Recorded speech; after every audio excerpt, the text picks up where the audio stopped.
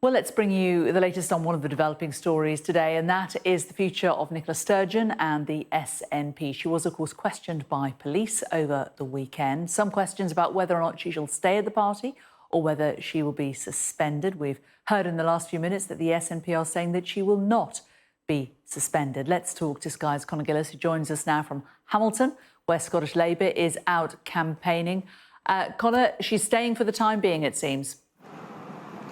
Yeah, SNP headquarters confirming what Humza Yousaf, the First Minister of Scotland, has revealed in the last few minutes during a visit to Inverness in the north of the country, that Nicola Sturgeon, the longest-serving First Minister of Scotland, the woman who was in charge here for more than 3,000 days, will not be suspended from the Scottish National Party, the party that she led for such a long period of time. And this comes amid mounting pressure, amid growing calls from many within the SNP over the course of today that she should at least decide and take it upon herself to step back from the SNP amid this police investigation. She became the third and the most high-profile arrest in this investigation, dating back to 2021, examining the finances and the fundraising of the SNP.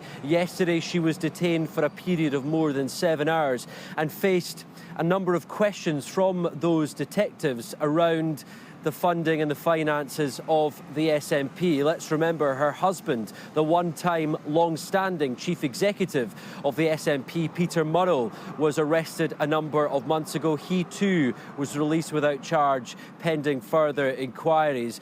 But there has been concern over the course of the last couple of hours, notably from one of the former leadership candidates, Ash Regan, who stood against Humza Yousaf to replace Nicola Sturgeon. She said that Nicola Sturgeon should be considering her position while this investigation continues. Angus Brendan McNeill, the SNP MP for the Western Isles, he too has suggested a similar course of action, because Nicola Sturgeon had a different approach when she was in charge of the Scottish National Party. There were a number of politicians who faced questions from police in recent years, and her approach during that particular moment of issue for the party was to request and to ask those members of the party to relinquish their membership while the police conducted their inquiries. So there has been a suggestion of double standards.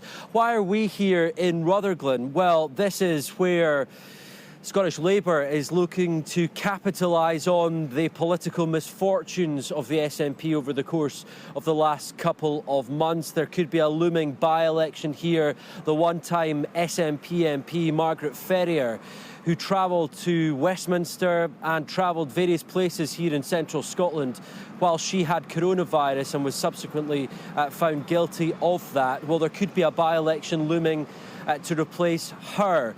So Labour are hoping to capitalise on that, and they have been out and about today. And I think we can hear what Scottish Labour leader Anna Sarwar has been saying in the last few minutes.